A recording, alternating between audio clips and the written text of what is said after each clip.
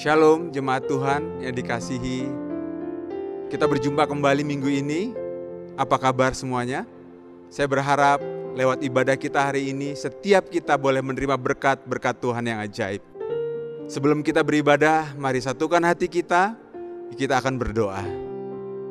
Bapa, kami mengucap syukur. Terima kasih buat minggu yang indah yang Tuhan karuniakan. Kami bersyukur bahwasannya Tuhan selalu baik bagi kami. Dan kami percaya Tuhan, lewat ibadah kami di hari ini, kami akan menerima berkat yang luar biasa dari Tuhan. Terima kasih Tuhan. Bahkan kami menyatukan hati kami Tuhan. Kami mau berdoa juga buat setiap keluarga, buat setiap anggota jemaat gerejamu GBI Raden Inten. Ada pemeliharaan Tuhan yang ajaib. Bapak terima kasih, kami berdoa buat pemimpin-pemimpin kami berdoa buat gembala sidang kami, Pak Niko beserta keempat wakil gembala. Kami berdoa Tuhan buat ketua rayon kami, gembala cabang kami di tempat ini Pak Moses Kristianto beserta keluarga, bahkan Pak Sudande wakilnya Tuhan, Kau terus memberkati mereka dan keluarga besar mereka. Bapak terima kasih, kami berdoa Tuhan buat setiap yang kami berikan hari ini, bahkan Tuhan, ucapan syukur kami yang kami salurkan semuanya boleh memberkati pekerjaan Tuhan. Terima kasih Tuhan Yesus, kami serahkan ibadah kami hari ini di dalam satu nama Yesus. Terima kasih, haleluya. Sama-sama katakan amin. Selamat beribadah, Tuhan Yesus memberkati. Mazmur 91. Dalam lindungan Allah. Orang yang duduk dalam lindungan yang maha tinggi dan bermalam dalam naungan yang maha kuasa akan berkata kepada Tuhan, tempat perlindunganku dan kubu pertahananku, Allahku yang kupercayai. Sungguh, Dialah yang akan melepaskan engkau dari jerat penangkap burung, dari penyakit sampar yang busuk. Dengan kepaknya, Ia akan menudungi engkau, di bawah sayapnya engkau akan berlindung. Kesetiaannya ialah perisai dan pagar tembok. Engkau tak usah takut terhadap kedahsyatan malam, terhadap panah yang terbang di waktu siang, terhadap penyakit sampar yang berjalan di dalam gelap, terhadap penyakit menular yang mengamuk di waktu petang. Walau 1.000 orang rebah di sisimu dan 10.000 di sebelah kananmu, tetapi itu tidak akan menimpamu. Engkau hanya menontonnya dengan matamu sendiri dan melihat pembalasan terhadap orang-orang fasik. Sebab Tuhan ialah tempat perlindunganmu, Yang Maha Tinggi telah kau buat tempat perteduhanmu. Malapetaka tidak akan menimpa kamu, dan tulah tidak akan mendekat kepada kemahmu. Sebab malaikat-malaikatnya akan diperintahkannya kepadamu untuk menjaga engkau di segala jalanmu. Mereka akan menatang engkau di atas tangannya, supaya kakimu jangan terantuk kepada batu. Singa dan ular tedung akan kau langkahi, engkau akan menginjak anak singa dan ular naga. Sungguh hatinya melekat kepadaku, maka aku akan meluputkannya. Aku akan membentenginya, sebab ia mengenal namaku. Bila ia berseru kepadaku, aku akan menjawab. Aku akan menyertai dia dalam kesesakan. Aku akan meluputkannya dan memuliakannya. Dengan panjang umur akan kukenyangkan dia, dan akan kuperlihatkan kepadanya keselamatan daripadaku.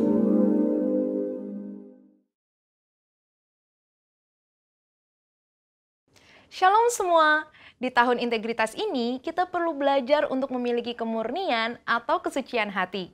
Di dalam Mazmur 24 ayat 4, salah satu pengertian integritas adalah bersih tangan dan murni hati, yang artinya tidak adanya motivasi yang salah di dalam orang tersebut, alias bersih. Dan jika kita ingin belajar tentang kemurnian atau kesucian hati, kita harus belajar dari ahlinya, yaitu Tuhan Yesus, the man of integrity. Ada ungkapan yang mengatakan, jika kita ingin belajar, belajarlah dari ahlinya. Artinya, kita harus totalitas dalam belajar dan belajar dari mereka yang tidak hanya menguasai teori, tetapi juga telah mempraktekkan dan menghidupi yang diajarkannya. Sehingga dapat dikatakan bahwa Yesus adalah guru agung dan teladan kita dalam hal kesucian hati. Mari kita belajar bersama beberapa teladan dari kehidupan Yesus mengenai kesucian hati. Yang pertama, Yesus tidak memiliki motivasi yang salah. Di dalam Matius 4 ayat 1-11, Yesus membuktikan dirinya bukan melalui kehebatan pelayanan, tetapi dari ketaatan, firman, dan perintah Tuhan saja. Setelah Yesus selesai berpuasa 40 hari, iblis mencoba Yesus dan melontarkan kata, "Jika engkau anak Allah," sebanyak 2 kali, di mana iblis seolah-olah menggoda Yesus untuk membuktikan dirinya sebagai anak Allah. Tetapi Yesus tidak berusaha membuktikan dirinya dengan mengikuti kehendak iblis, melainkan dengan menunjukkan ketaatannya kepada perintah Allah di dalam firman Tuhan. Mengikuti teladan Tuhan Yesus dalam hal kesucian hati, artinya kita tidak memiliki motivasi untuk membuktikan diri melalui kehebatan pelayanan kita, atau bahkan berusaha lebih menonjol dibandingkan Tuhan Yesus sendiri. Marilah kita menunjukkannya melalui ketaatan kita akan perintah dan kehendak Tuhan. Selain itu, di dalam Matius 9 ayat 35-36, dengan sangat jelas terlihat bahwa motivasi Tuhan Yesus dalam pelayanan adalah belas kasihan akan jiwa-jiwa yang lelah dan terlantar, seperti domba tanpa gembala. Jadi, apa motivasi pelayanan kita? Ingin terkenal, kekayaan, penghargaan, atau pengakuan dari orang lain? Mari kita cek motivasi pelayanan kita dengan kembali pada teladan Tuhan Yesus. Kita juga dapat belajar dalam Matius 10 ayat 7-8, di mana Yesus memperingatkan bahwa kamu telah memperolehnya dengan cuma-cuma. Karena itu, berikanlah pula dengan cuma-cuma. Murid-murid Yesus diperingatkan untuk tidak mencari keuntungan dari kuasa yang mereka miliki untuk mengadakan berbagai mujizat. Semuanya harus dilakukan cuma-cuma untuk menunjukkan sifat Injil Kerajaan, yaitu anugerah yang diberikan secara cuma-cuma. Kita tahu bahwa perbuatan baik Kristus untuk kita adalah cuma-cuma, sehingga seharusnya kita juga berbuat baik kepada orang lain dengan cuma-cuma. Selanjutnya, teladan Yesus yang kedua dalam hal kesucian hati adalah fakta bahwa Yesus tidak mencari pujian bagi diri sendiri. Salah satu bagian dari khotbah Tuhan Yesus di bukit dalam Matius 6 ayat 1-7, ia mengajarkan tentang hal memberi sedekah dan berdoa. Yesus mengingatkan supaya sedekah, doa, dan ibadah kita cukup Bapa kita di surga saja yang mengetahuinya. Ajaran Yesus ini sangat kontras dengan yang biasa dilakukan orang-orang munafik yang melakukan hal-hal tersebut supaya dilihat dan dipuji orang lain. Hal yang menarik juga dapat ditemukan dalam Matius 9 ayat 30-31. Saat Yesus berkata, "Jagalah supaya jangan seorang pun mengetahui hal ini." Di situ, Yesus berpesan dengan sangat jelas kepada mereka yang telah disembuhkan untuk tidak mempromosikan dirinya. Tapi, karena apa yang mereka alami menimbulkan sukacita dan rasa syukur yang berlimpah, seketika masyhurlah nama Tuhan Yesus di seluruh daerah itu. Hal ini mengingatkan kita bahwa promosi dan pujian tidak perlu dicari. Janganlah pelayanan yang kita lakukan adalah demi mengejar pujian dari mereka yang kita layani. Kita juga dapat belajar bahwa pengagungan dan penghormatan datangnya dari orang lain, bukan diri sendiri. Dalam Matius 17 ayat 9, Petrus, Yakobus, dan Yohanes menjadi saksi keistimewaan pribadi Yesus. Ketika Yesus dimuliakan, bahkan dikunjungi oleh Musa dan Elia. Yesus bisa saja menyuruh ketiganya memberitakan peristiwa tersebut kepada orang-orang Yahudi dan ahli Taurat sebagai legitimasi berita kerajaan Allah yang Yesus sampaikan sebelum ia wafat, sehingga dirinya dipuji dan memperkecil penolakan para ahli Taurat. Tetapi Yesus tidak melakukannya. Teladan Tuhan Yesus yang ketiga dalam hal mengampuni kesalahan dan dosa. Di dalam Alkitab, Tuhan Yesus mengajarkan tentang kasih, di mana salah satu implementasinya adalah dalam hal pengampunan. Matius 5 ayat 38-48 mengajarkan agar kita jangan melawan orang yang berbuat jahat kepada kita, serta memberikan lebih dari apa yang dituntut oleh orang lain. Mau memberikan pinjaman, bahkan mendoakan mereka yang menganiaya. Dengan jelas Yesus mengajarkan kita untuk mengampuni tanpa batas. Semua hal ini telah dijalani Tuhan Yesus dan menjadi praktek hidup bagi kita. Ia melalui segalanya, mulai dari vonis hukuman tanpa bukti, penghinaan dan aniaya, sampai pada puncaknya yaitu penyalipan. Namun walaupun demikian, kita tahu di dalam Lukas 23 ayat 34, Tuhan Yesus tetap berkata, "Ya Bapa, ampunilah mereka, sebab mereka tidak tahu apa yang mereka perbuat." Mengampuni kesalahan orang-orang yang bersalah kepada kita akan membuat kita senantiasa memelihara kesucian hati. Dan di tahun 2021 ini, marilah kita ikuti teladan Tuhan Yesus sebagai the man of integrity dalam hal kemurnian atau kesucian hati, dengan memiliki motivasi yang benar, tidak mencari pujian bagi diri sendiri, dan mengampuni orang yang bersalah kepada kita. Saudara, untuk penjelasan lebih lengkapnya dari tim teologi kami, jangan lupa buka link yang ada di atas atau scan QR Code yang tersedia. Salam integritas. Tuhan Yesus memberkati. Maranatha.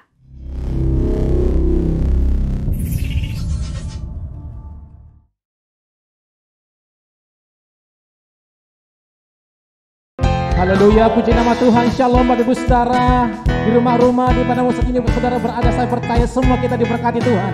Semua ngalamin kebaikan Tuhan, amin saudara. Sebab itu ucapan syukur pujian kita berikan kepada Tuhan kita. Mari tepuk tangan sama-sama. Naikkan pujian ini sama-sama yuk.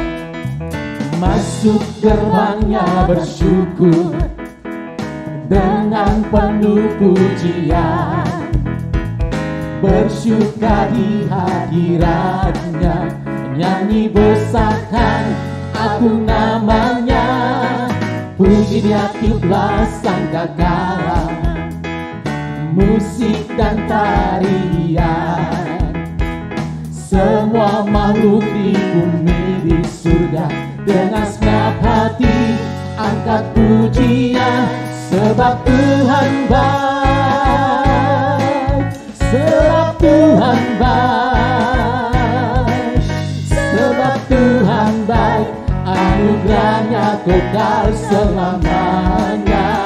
Oh, dia sungguh baik. Sebab Tuhan baik, sebab Tuhan baik, sebab Tuhan baik, sebab Tuhan baik, sebab Tuhan baik, anugerahnya kekal selamanya.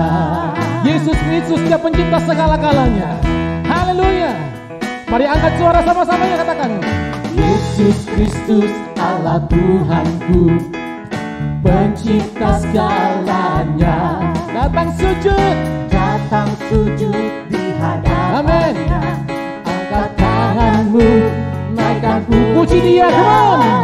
Puji dia tiuplah sangkakala. Yang di rumah-rumah kalau bisa menari-menari saudara, come on. Yes.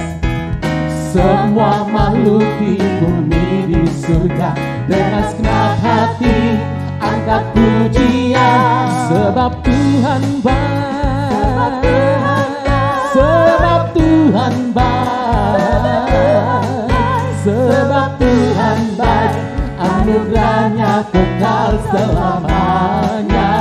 Oh, dia sungguh baik. Sebab Tuhan baik, sebab Tuhan baik, sebab Tuhan baik, anugerahnya kekal selamanya. Sebab Tuhan baik, sebab Tuhan baik, anugerahnya kekal selamanya. Ya Yesus pencipta segala-galanya, layak dipuji dan disembah. Haleluya. Come on. Yesus Kristus Allah Tuhanku, pencipta segalanya, datang sujud di hadapan. Yes. Angkat tanganmu, naikkan pujian, puji dia tiuplah sangkakala, musik dan tarian, menari buat Tuhan kita. Semua makhluk di bumi di surga dengan segenap hati angkat pujian, sebab Tuhan baik, sebab Tuhan baik, sebab Tuhan baik, anugerahnya kekal selamanya. Oh, dia sungguh baik. Sebab Tuhan baik, sebab Tuhan baik, sebab Tuhan baik, anugerahnya kekal selamanya. Sebab Tuhan baik, sebab Tuhan baik, anugerahnya kekal selamanya. Angkat kedua tangan sama-sama yuk. Sebab Tuhan baik,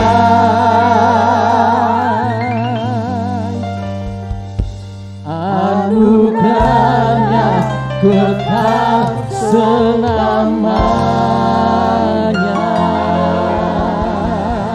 Kita berikan sorak-sorai tepuk tangan bagi Tuhan kita yang dahsyat dan luar biasa. Haleluya, haleluya, haleluya. Kami bersyukur ya Bapa, dimanapun kami berada, kami percaya Immanuel, Allah beserta dengan kami.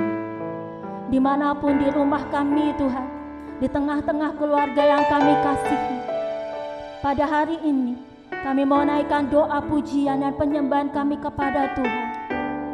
Kami mau masuk dalam hadirat-Mu ya Bapa. Kami mau ada di dalam Engkau ya Tuhan. Mari kita bersama-sama berdoa di dalam bahasa roh. Bangun manusia rohani kita.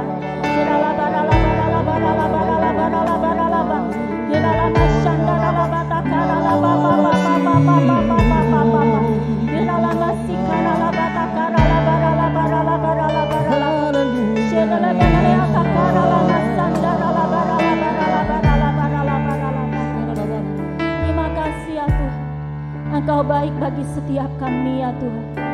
Kami mau merasakan kasih-Mu lebih dalam lagi waktu kami menaikkan penyembahan kami Tuhan. Kasih setia-Mu yang kurasakan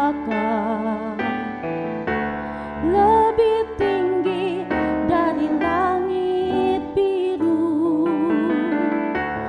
Kebaikan-Mu yang telah Kau nyatakan lebih dalam dari lautan. Berkat-Mu yang telah ku terima sempat membuatku terpesona. Apa yang tak pernah ku pikirkan, itu yang Kau sediakan bagiku. Katakan, siapakah kami ya Tuhan? Siapakah aku ini Tuhan? Jadi biji mata-Mu. Dengan apa aku balas Tuhan selain puji dan sembah? Siapakah kami ya Aba?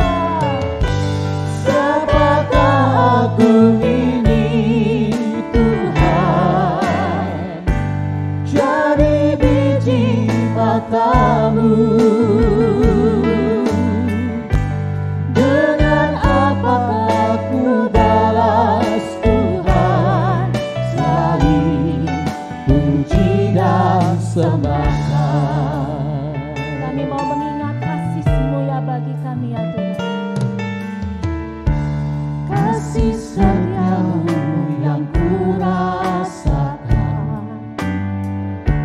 lebih tinggi dari langit biru.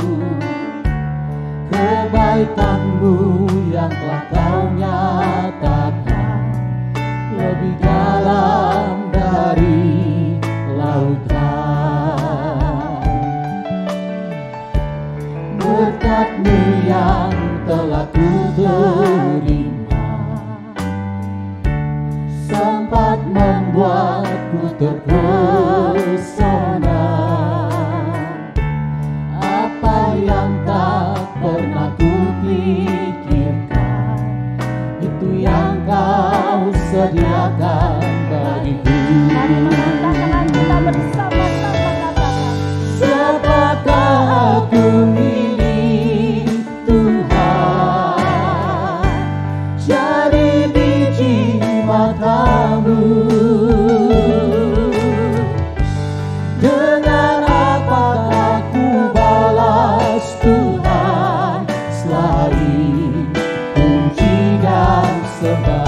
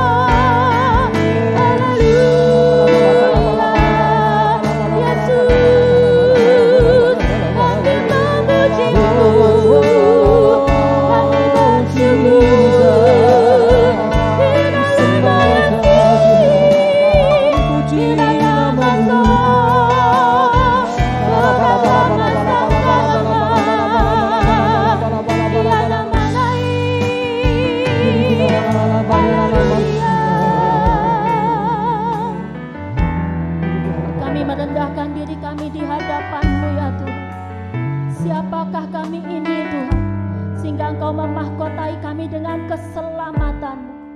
Kalau anak-Mu yang tunggal Engkau berikan kepada kami, apalagi yang lain ya Tuhan.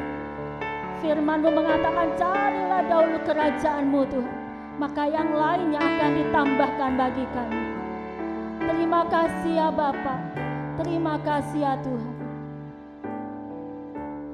Siapakah aku ini Tuhan, jadi biji mata-Mu. Dengan apakah ku balas Tuhan, selain puji dan sembah. Mari angkat tangan kita bersama-sama dan katakan, siapakah aku ini Tuhan, jadi biji mata-Mu. Dengan apakah ku balas Tuhan, selain puji dan sembah. Selain puji dan sembah. Selain puji dan sembah. Mari yang percaya beri tepuk tangan dan sorak-sorai bagi Allah kita. Katakan haleluya, haleluya, haleluya, dan katakan, aku percaya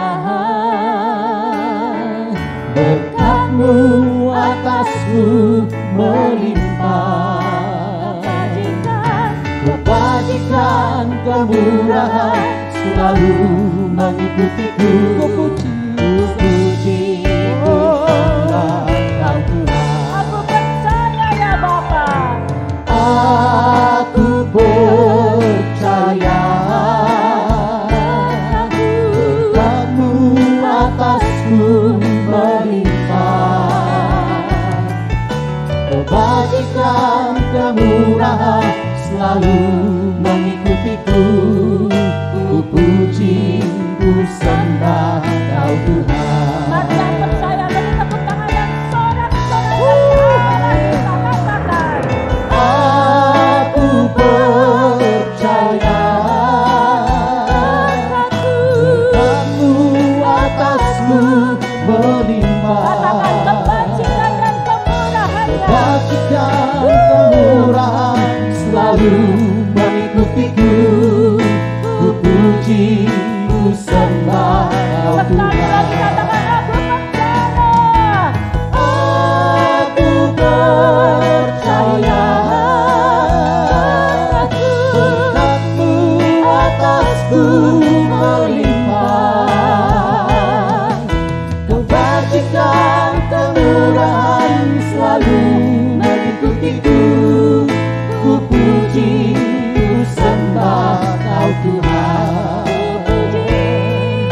Ku puji, ku sembah Kau Tuhan.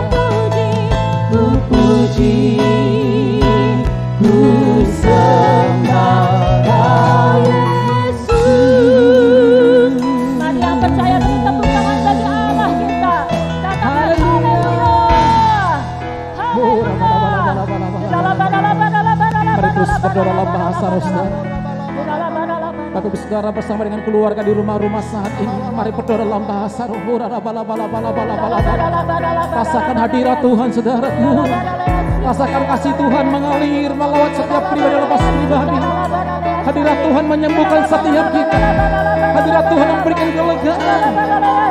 Hadirat Tuhan membuat mujizat terjadi atas hidupmu dan hidup. Terima kasih Tuhan, terima kasih.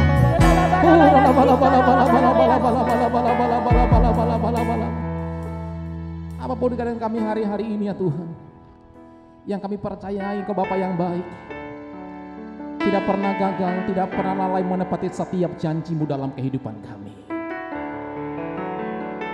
Setiap firman-Mu kami yakin dan percaya. Engkau berfirman, sembuhkan kami. Engkau bersabda menyelamatkan hidup kami ya Tuhan. Sebab itu apapun keadaan kami hari-hari ini, kami mau katakan di hadapan kami tidak pernah takut dan gentar. Engkaulah iman pengharapan kami. Kami tidak pernah ragu akan kebaikan-Mu dalam hidup kami. Tepuk tangan bagi Tuhan saudaraku, tepuk tangan bagi Yesus. Makasih buat kasih setia-Mu dalam hidup kami ya Tuhan. Haleluya, haleluya. Sungguh besar setia-Mu, Kau nyatakan bagiku. Kau Bapa yang selalu mengerti isi hatiku. Kemuliaan-Mu Kau janjikan,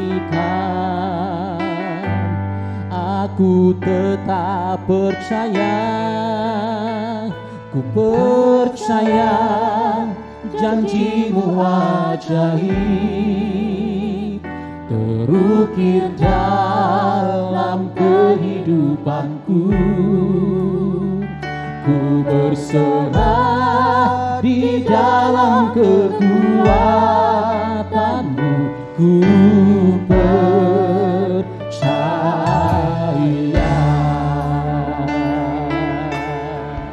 Haleluya. Sungguh besar setia-Mu, Kau nyatakan bagiku.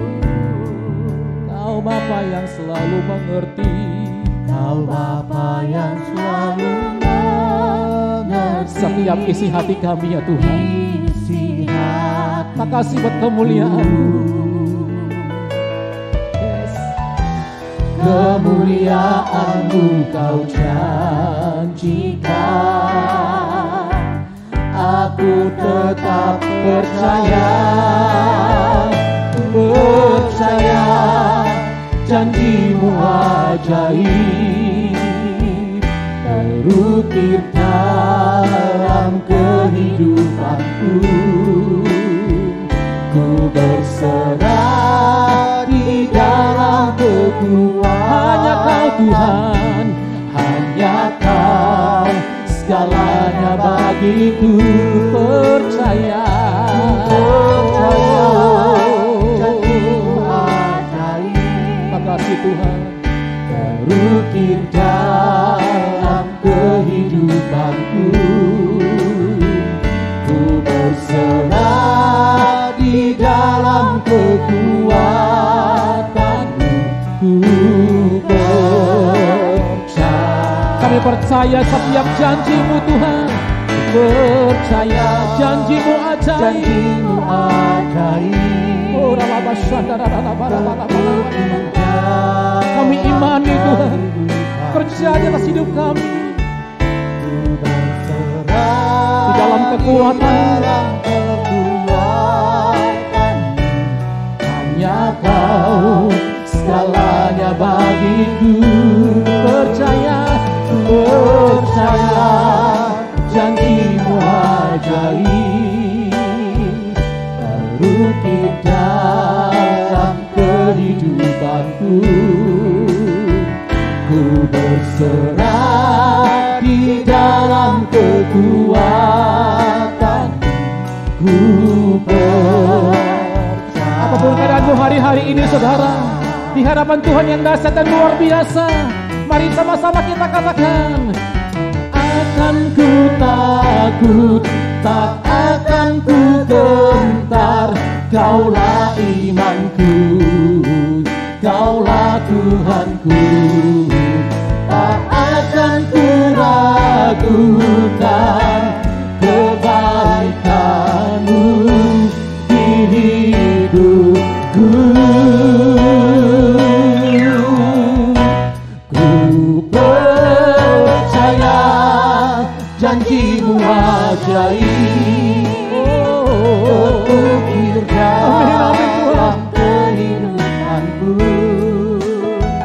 Ku berserah di dalam kekuatan hanya Kau Tuhan, hanya Kau segalanya baik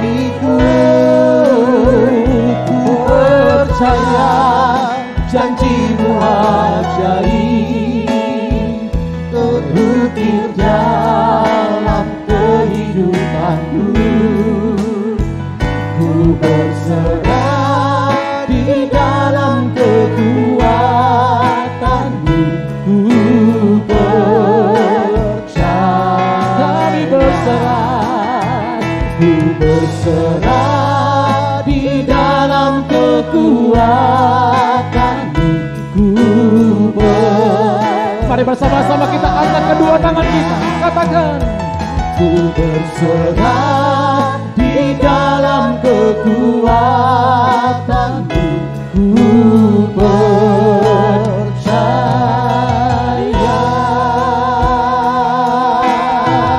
Kita berikan sorak-sorai tepuk tangan bagi Tuhan kita. Kami percaya janji-Mu ajaib ya Tuhan. Haleluya.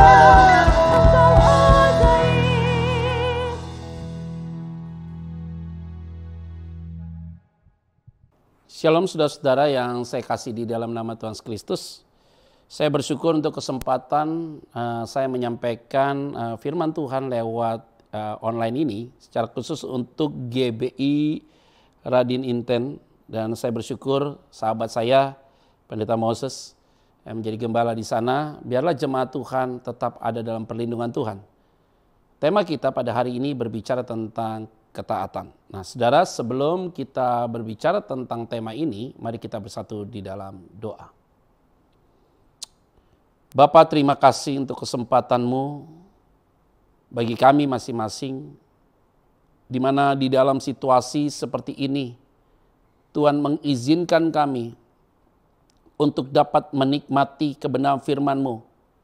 Kendati lewat online sekalipun, tetapi kehadiran Allah pasti tetap terjadi di dalam kehidupan kami masing-masing. Mereka yang menyaksikan ini dimanapun mereka berada, pasti mereka diberkati Tuhan. Oleh karena itu ya Bapa, pada hari ini firman-Mu akan menjawab setiap pergumulan mereka. Di dalam nama Tuhan Yesus Kristus, kami berdoa dan mengucap syukur. Haleluya. Amin. Saudara yang saya kasih di dalam nama Tuhan Yesus Kristus, tema yang akan saya sampaikan ini bicara tentang ketaatan. Nah, bicara tentang ketaatan itu adalah tidak boleh kita mengertinya sangat sempit. Jadi bicara tentang taat, yaitu bicara ketika ada atau tidak ada orang, engkau tetap taat. Ini penting. Atau lebih ekstrim lagi, kepada seorang pemimpinmu yang baik dan yang bengis sekalipun, engkau tetap taat. Jadi ini memang Alkitab sudah mengajarkan banyak hal, saudara, tentang bicara tentang ketaatan. Yesus mati di atas kayu salib karena taat. Petrus matinya disalib, kaki di atas, kepala di bawah, karena ketaatan. Nah, bicara tentang ketaatan, maka bicara tentang satu perintah yang diberikan oleh Allah dan kita harus turuti. Nah, ketika itu ditafsirkan atau diterjemahkan kepada kehidupan praktis, maka di dalam kehidupan pribadi, keluarga, apakah kita tetap taat atau tidak untuk memegang norma-norma di dalam kehidupan praktis kita. Nah, pada hari ini saya mau mengajak kita buka Alkitab, yaitu di dalam Kejadian pasal yang ke-12, saudara, ayat yang pertama sampai dengan ayat yang ke-9. Jadi ini bicara tentang Abraham. Sebenarnya dulu namanya sebelum dipanggil, yaitu bukan Abraham tapi Abram, saudara. Nah, firman Tuhan katakan di ayat yang pertama, berfirmanlah Tuhan kepada Abram sebelum namanya berubah menjadi Abraham. Pergilah dari negerimu dan dari sanak saudaramu dan dari rumah bapamu ini ke negeri yang akan kutunjukkan kepadamu. Jadi ini perintah, saudara. Jadi ada hal yang menarik di dalam ayat ini, yaitu berfirmanlah Tuhan kepada Abram. Artinya kalau Tuhan itu berfirman kepada Abram, yaitu Abraham secara pribadi, itu berarti Abraham punya hubungan manis dengan Tuhan. Nah, ketaatan itu tidak akan mungkin bisa terlaksana kalau kita tidak punya hubungan kepada sang pemberi perintah itu sendiri. Jadi bagaimana saudara sebagai seorang istri mau taat dengan suamimu kalau engkau tidak punya hubungan yang kuat dengan dia? Begitu juga sebaliknya. Atau anak taat dengan orang tua, bagaimana mungkin dia bisa taat kalau orang tuanya aja tidak pernah tinggal bersama dengan dia? Ya kan, ini kan ada sesuatu yang perlu kita clearkan dulu di dalamnya. Nah, ketika berfirmanlah Tuhan kepada Abram, itu berarti kan sifatnya personal. Nah, kalau sifatnya personal, itu berarti hubungan antara Allah dengan Abram dan Abram dengan Allah itu bagus. Maka diperuntukkanlah kepada pribadi Abram secara khusus. Pergilah, tinggalkanlah keluargamu itu dari sanak saudaramu dan segala macam, ke negeri yang akan kutunjukkan. Nah, ini menarik saudara. Apa yang menarik? Mungkinkah saudara bisa mengambil sebuah keputusan ataupun saudara bisa ambil sebuah tindakan dalam kehidupanmu kalau orang yang memberikan perintah itu adalah orang yang tidak kamu percaya? Tidak mungkin. Nah, karena punya hubungan intim, hubungan dekat dengan Tuhan, sehingga Abraham pasti mau tentang hal itu. Nah, ini yang paling penting sekali, bagaimana ketaatan itu harus dimulai dengan sebuah hubungan yang baik antara kita dengan sang pemberi, antara kita dengan Tuhan.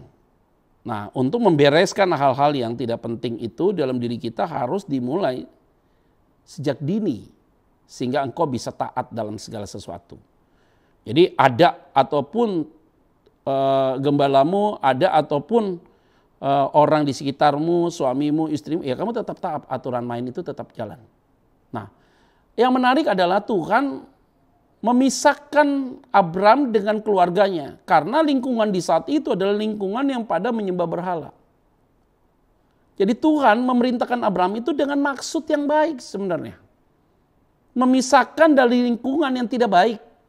Kendati itu lingkungan sudah terlalu lama dia tinggal di dalamnya, saudara.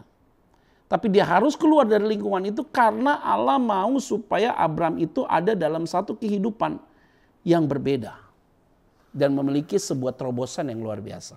Nah, ayat berikutnya saudara, di ayat yang kedua. Firman Tuhan bilang begini. Aku akan membuat engkau menjadi bangsa yang besar. Dan memberkati engkau serta membuat namamu masyhur.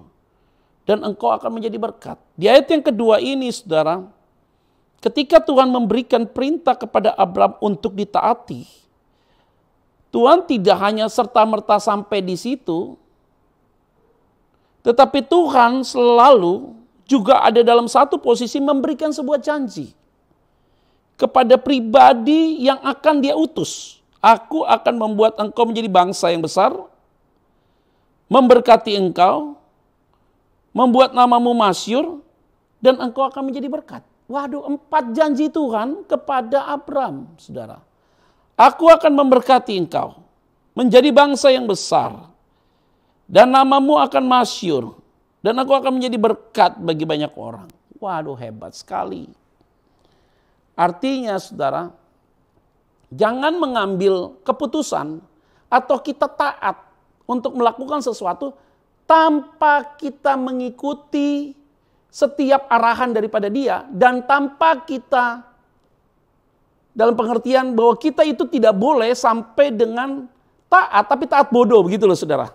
Tapi taat kita harus mengikuti arahan dia dan mengikuti tentang apa yang dia sampaikan kepada kita tentang janji-janjinya. Nah, kalau seandainya contohnya begini saudara ya. Kamu sebagai anak diutus sama orang tuamu gini. Kamu harus pergi.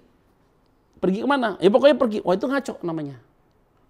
Jadi kita disuruh pergi untuk taat. Tapi nggak dikasih tahu tempatnya kemana. Nggak dikasih tahu janji-janjinya apa. Apa yang dia harus kerja. Hanya suruh pergi aja. Itu namanya ngusir. Jadi ternyata ketaatan itu saudara. Taat sih taat. Tapi taat jangan taat bodoh gitu loh. Taat itu jangan taat yang sembarangan. Jadi karena pimpinanmu ngomong ke kiri, kamu ikut ke kiri, padahal itu jurang, itu salah juga. Pokoknya lakukan aja, tapi tanpa kamu analisa ini sesuai Alkitab atau tidak. Jadi apa yang dikasih perintahkan oleh orang-orang rohani di sekitarmu, orang-orang yang dianggap orang yang memiliki kualitas rohani yang baik, jangan asal terima. Lihat dulu, ini benar nggak? Alkitab ajarkan benar atau tidak, gitu loh. Kalau Alkitab ajarkan tidak, ya kamu jangan ambil keputusan itu. Jangan kita taat sembarangan, taat sembrono, nggak bisa begitu. Jadi ibu, bapak, saudara sekalian yang saya kasih di dalam nama Tuhan Kristus, ketaatan kita bukan ketaatan yang asal taat, bukan. Tetapi Allah memberikan petunjuk kepada Abraham, tapi di satu sisi dia juga memberikan perintah dan memberikan janji-janji. Engkau akan jadi bangsa yang besar, namamu masyhur, engkau akan diberkati dan engkau akan menjadi berkat. Hebat. Sayang, ngomong sama anakmu, aku akan utus kamu pergi. ke satu daerah, sekolah di situ, nanti papa siapkan kos, kontrak segala macam, nanti dikasih uang. Jelas, saudara. Oh, itu berarti taat oportunis. Salah, saudara. Jadi bicara tentang ketaatan itu, saudara, yang penting rule-nya harus benar, aturan mainnya benar artinya, dan kemudian tidak menyalahi aturan yang Alkitab ajarkan. Itu penting. Nah, kalau kita tidak sadar tentang hal itu, kita sembarangan ya, udah beriman, tunggu ya, iman tidak boleh iman yang konyol. Maka banyak orang yang bertuhan, tapi hidupnya tidak seperti kenal Tuhan. Itu namanya ateis, praktis. Dia ngaku bertuhan, tapi hidupnya tidak seperti orang yang ada di dalam Tuhan.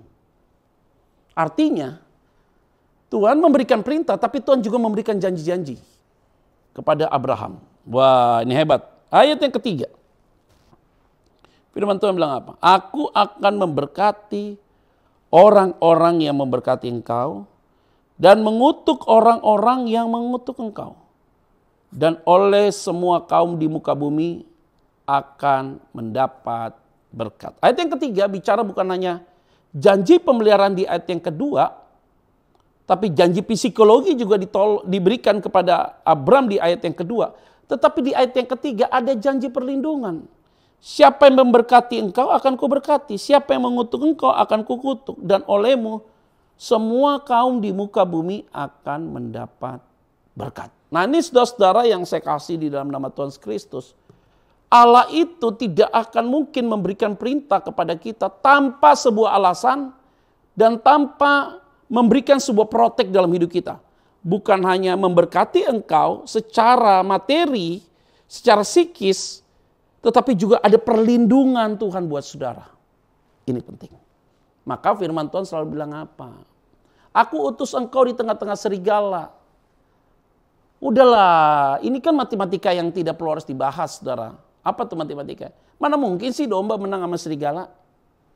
Tetapi harus punya pemikiran, saudara, bahwa setiap ada domba selalu ada gembala. Nggak mungkin domba jalan tanpa gembala. Kalau domba jalan tanpa gembala itu berarti dombanya nakal. Tapi kalau di mana ada domba selalu ada gembala. Jadi kalau kita pergi ke tengah-tengah serigala, berjumpa dengan serigala, nggak perlu takut. Karena kenapa? Karena selalu ada gembala yang menolong kita. Gadamu dan tongkatmu itulah yang menolong aku. Nah, ini adalah menjadi satu bagian yang perlu saya sampaikan kepada saudara sekalian. Bahwa Tuhan itu selalu memberikan perintah, di dalam satu sisi dia juga memberikan pemeliharaan buat saudara, tapi sisi yang lain dia juga memberikan perlindungan buat saudara. Nah, saudara-saudara yang saya kasih di dalam nama Tuhan Kristus, kita bersyukur kita ada dalam satu keadaan hari ini, yaitu menghadapi pandemi yang kita pikir akan selesai sekarang dari tahun lalu. Kita akan selesai, katanya akan selesai sebelum Paskah. Ini udah mau ketemu Paskah lagi nih. Kenaikan Yesus dan segala macam. Dan kita bicara tentang hal-hal yang lain. Nanti tiba-tiba nanti mau Natal, mau deket Natal nih. Jadi kita ada dalam satu keadaan yang tidak ada satu orang pun yang tahu hari-hari ini. Sampai di kapan ini akan selesai tidak ada yang tahu, saudara. Tapi yang kita bisa pegang adalah Tuhan memberikan perlindungan bagi kita. Apakah Tuhan sedang memfilter semua? Iya, sedang filter semua. Sedang disaring. Sedang diayak semuanya. Gereja-gereja Tuhan sedang dikoreksi. Jemaat Tuhan dikoreksi. Aduh, inilah yang terjadi hari-hari ini, saudara. Mau tidak mau kita ada dalam satu fase ini. Yang kita sedang berbuat sesuatu. Dari jemaat Tuhan, dimanapun engkau berada.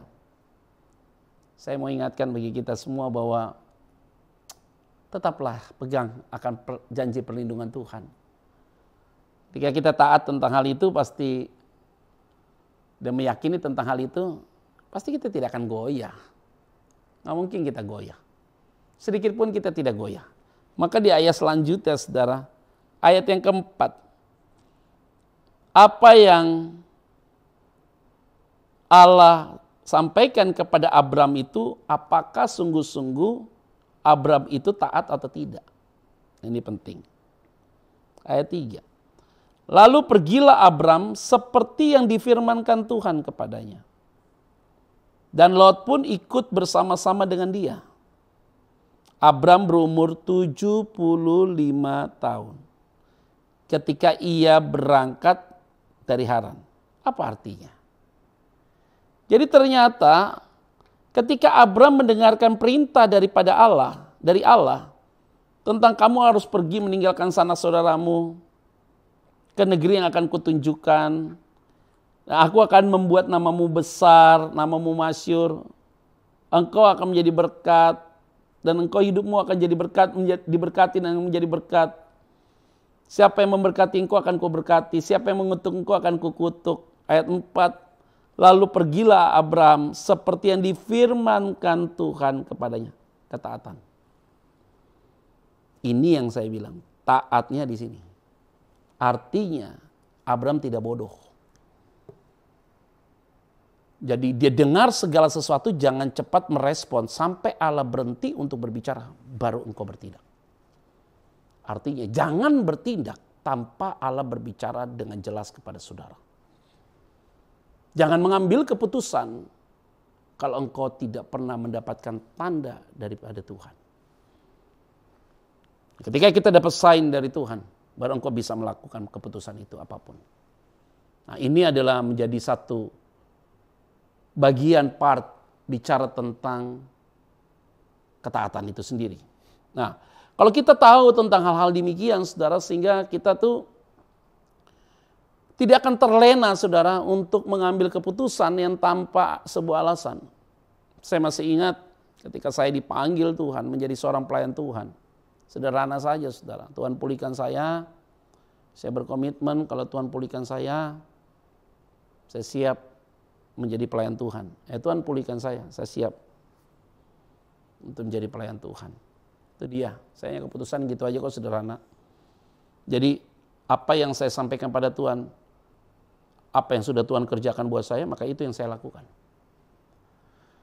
Kalau memang itu dari Tuhan, saya selalu bilang, baik dalam hal-hal praktis, saudara, saya bilang kepada Tuhan, kalau memang ini dari Tuhan, maka Tuhan berikan aku tanda. Dan Tuhan berikan aku tanda, maka saya harus ambil keputusan. Tapi kalau seandainya Tuhan tidak memberikan tanda, maka saya tidak ambil keputusan. Karena kenapa? Jawabannya adalah tidak. Karena dia tidak memberikan tanda. Nah, karena Abraham sudah mendapatkan janji Tuhan dan perlindungan Tuhan, maka dia putuskan untuk melangkah. Nah, yang melangkah ketika dia mengikuti apa yang difirmankan Tuhan kepadanya, dan Lot pun ikut bersama-sama dengan dia. Abram berumur 75 tahun ketika ia berangkat dari Haran. Ayat yang ke-5. Abram membawa Sarai, dulu belum namanya Sarah tapi Sarai, istrinya, dan Lot, anak saudaranya, dan segala harta benda yang didapat mereka, dan orang-orang yang diperoleh mereka di Haran. Mereka berangkat ke tanah Kanaan lalu sampai di situ. Artinya ketaatan Abraham tidak hanya sampai di pribadinya, tetapi dia juga melibatkan kepada seluruh keluarganya untuk juga mengikuti keputusan dia berdasarkan ketaatan dia pada Tuhan. Maka pentingnya kita sebagai kepala keluarga, bahwa apa yang kita putuskan maka itu berdampak kepada seluruh keluarga kita. Nah, ketika itu berdampak kepada seluruh keluarga kita, maka tanggung jawab ada di kita sebenarnya. Nah, saudara-saudara yang saya kasih di dalam nama Tuhan Kristus, jemaat Tuhan yang saya kasihi, sangat fatal sekali ketika kita tidak sensitif dengar suara Tuhan di masa-masa hari ini. Sehingga kalau kita tidak sensitif dengar suara Tuhan lewat firman-Nya, Tuhan tidak bicara secara audible. Tapi ketika engkau baca firman itu bicara kepadamu, itulah cara Tuhan untuk berbicara kepada saudara. Dan ketika engkau bisa menerapkan hal-hal itu, saudara, saya mau sampaikan bagi kita semua, bahwa engkau bukan hanya bertanggung jawab kepada Tuhan, tetapi engkau juga bertanggung jawab terhadap orang di sekitarmu. Abraham membawa istri, anak sepupunya yaitu Lot, dan seluruh harta yang dia miliki, maka dia pergi, saudara, ke Kanaan. Kalimatnya adalah sampai di situ. Di tanah Kanaan, berangkat ke tanah Kanaan. Itu berarti Orang yang taat tidak bersikap secara egois, tapi orang yang taat, dia bersikap memiliki tanggung jawab kepada orang di sekitarnya. Itulah sifat dari orang yang sangat taat pada Tuhan. Nah, oleh karena itu saudara, jangan jadi orang yang egois.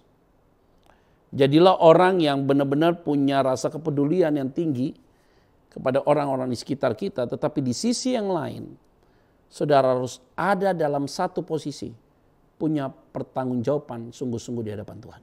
Nah, ini adalah hal yang perlu harus digarisbawahi. Nah, saudara-saudara yang saya kasih di dalam nama Tuhan Kristus, jemaat Tuhan dimanapun engkau berada, di ayat yang ke-7, 8 dan 9, ayat yang ke-7 firman Tuhan bilang begini, ketika itu Tuhan menampakkan diri kepada Abram dan berfirman. Ayat yang ke-7 berfirman, aku akan memberikan negeri ini kepada keturunanmu. Maka didirikanlah di situ mezbah bagi Tuhan yang telah menampakkan diri kepadanya. Hebat sekali saudara. Kalau saudara ikuti ini firman Tuhan dari awal tadi di ayat 2 dan 3, ayat 1, 2 dan 3, aku akan tunjukkan kepadamu tempat itu. Di ayat yang ke-7, ketika Abram, ayat yang ke-6, ketika Abram berjalan melalui negeri itu, sampai di suatu tempat dekat Sikem, yakni pohon terbantin di Mor, waktu itu orang Kanaan diam di negeri itu. Ketika itu Tuhan menampakkan diri kepada Abram dan berfirman, aku akan memberikan negeri ini kepada keturunanmu. Maka didirikannya di situ mezbah bagi Tuhan yang telah menampakkan diri kepadanya. Apa artinya? Ketika kita taat dengan apa yang Tuhan katakan, maka ketaatan kita tidak sia-sia. Maka apa yang Tuhan perintahkan, maka Tuhan yang sama yang akan menggenapi tentang perintah itu. Tanda dari Tuhan tidak mungkin tidak disertai dengan bukti yang nyata. Setiap tanda selalu disertai dengan bukti yang nyata. Setiap perintah selalu disertai dengan kejadian yang nyata. Jadi perintahnya jelas, sampai di satu tempat Tuhan menampakkan diri, katakan tempat ini akan menjadi berkat buat kalian semua. Itu penting sekali. Jadi orang yang taat, dia harus punya keyakinan bahwa langkah-langkah hidup dia di tengah-tengah masa pandemi ini tetap ada perlindungan Tuhan, pemeliharaan Tuhan yang luar biasa dalam hidup dia. Nah, saudara-saudara yang saya kasih di dalam nama Tuhan Kristus, kita jangan sampai terlena dengan hal demikian. Marilah kita sama-sama meyakini bahwa Tuhan itu selalu mengerjakan sesuatu yang luar biasa buat saudara sekalian. Nah, jangan sampai kita putus asa, hilang harapan. Jangan sampai juga kita menjadi cemas dalam segala situasi. Mungkin ada di antara saudara yang berkata, saya sudah taat Pak, kurang taat apa lagi Pak. Bayar perpuluhan rajin, ikut ibadah online rajin, berdoa udah, baca Alkitab katam. Ada katam. Baca Alkitab itu sudah sungguh-sungguh saudara kuasai. Tapi kok Pak, Tuhan tidak jawab pergumulan saya. Jawabannya adalah Tuhan tidak kehendaki untuk memberikan jawaban itu. Nanti Tuhan akan memberikan jawaban yang lain buat saudara. Lagi diingatkan sih buat kita tentang hal demikian. Sehingga saudara sebenarnya tidak perlu lagi merasa bahwa seolah-olah kalimatnya. Tuhan itu tidak pernah menepati janjinya. Karena kita selalu berpikir secara kedagingan. Nah, orang yang taat itu dia harus memberikan prioritas pada Tuhan untuk memutuskan sesuatu yang baik buat dia. Nah, kadangkala keputusan Tuhan itu tidak dikeluarkan secara verbal lewat firman Tuhan, atau dia tidak bicara langsung secara audible kepada saudara. Tadi non-verbal. Nah, kalau Tuhan tidak berbicara, tidak ada jawaban, ya itu berarti jawabannya tidak. Nah, kita mau jawabannya iya. Itu yang masalahnya. Terjadi kontradiksi di dalamnya. Nah, Abraham aja nurut-nurut dia, saudara taat, dia lakukan sesuatu sampai dengan satu titik. Tuhan bilang apa? Tempat ini akan jadi milikmu. Itu bagus sekali, saudara. Nah, ini yang menjadi satu pegangan bagi kita. Bahwa taat itu adalah pegang janji Tuhan, tetapi ketika melangkah, dia tahu dia ada dalam posisi yang tepat. Nah, saudara-saudara yang saya kasih di dalam nama Tuhan Kristus, kalau hari ini engkau punya pergumulan, masalah, mungkin saudara mau beli rumah, saudara mau lakukan sesuatu, mau ambil sebuah keputusan buat pasangan anakmu untuk menikah dan segala macam. Sekarang mintalah pada Tuhan tanda itu. Supaya ketika Tuhan memberikan tanda, ya kita taat aja, melakukan apa yang sudah Tuhan sampaikan bagi kita. Nah, ayat berikutnya saudara, di ayat yang ke-8 firman Tuhan bilang begini. Kemudian ia pindah dari situ ke pegunungan di sebelah timur Betel. Ia memasang kemahnya dan Betel di sebelah barat dan Ai di sebelah timur. Lalu ia mendirikan di situ mezbah bagi Tuhan dan memanggil nama Tuhan. Ini penting sekali. Jadi ketaatan artinya kita mau mengikuti perintah Tuhan, tetapi kita memegang janji-janjinya. Dan ketika kita melangkah, Tuhan telah menggenapi segala sesuatu atas ketaatan kita, maka jangan lupa untuk bersyukur. Karena Abraham di situ dia membangun, mendirikan mezbah bagi Tuhan dan memanggil nama Tuhan. Sering sekali orang yang sukses, dia lupa kalau itu dari Tuhan. Orang yang maju dalam usaha, dia lupa itu dari Tuhan. Ketika dia semakin hari semakin populer, dia lupa itu dari Tuhan. Sehingga sering sekali ketika orang ada dalam posisi demikian, dia lupa bersyukur pada Tuhan. Tetapi kita kembali diingatkan Tuhan, ketika kita taat, maka kita jangan taat setengah, tapi kita akan taat untuk selamanya. Karena ketika kita taat hari ini, dan Tuhan sudah memberkati kita, Tuhan sudah menjaga kita, memelihara hidup kita, Dia lakukan banyak perkara besar, maka setelah itu pun juga kita tetap taat. Yaitu apa? Mengikut sertakan Tuhan, tahu bersyukur pada Tuhan, tidak pernah mengeluh, memberikan prioritas pada Tuhan, memberikan ruang dalam hidupmu, agar Tuhan lebih majority di dalam kehidupanmu. Maka saya yakin dan percaya Tuhan akan memberkati saudara. Di ayat yang terakhir, sesudah itu Abram berangkat dan makin jauh ia berjalan ke tanah Negeb. Saudara-saudara yang saya kasih di dalam nama Tuhan Kristus, di akhir kebenaran firman Tuhan ini, maka saudara dan saya, kita hanya dituntut cuma satu, taat. Orang yang taat tidak pernah sedikit pun hidupnya mengalami kesulitan. Kalaupun sulit, ujungnya pasti ada jalan keluar. Biarlah kebenaran firman Tuhan ini memberkati kita semua. Dan tentunya nama Tuhan dipermuliakan. Mari kita bersatu dalam doa. Tuhan, terima kasih untuk setiap kebaikan-Mu bagi setiap kami masing-masing. Diberkatilah umat-Mu Tuhan yang telah mendengarkan kebenaran firman Tuhan. Dan biarlah umat-Mu ini Tuhan sungguh-sungguh melekat dengan Tuhan setiap saat dan setiap waktu. Diberkatilah hidup mereka Tuhan. Di dalam nama Tuhan Kristus kami berdoa dan mengucap syukur. Haleluya. Amin. God bless you. Shalom saudara yang dikasihi Tuhan. Apa kabarnya hari ini? Senang sekali berjumpa dengan saudara dalam ibadah online hari ini.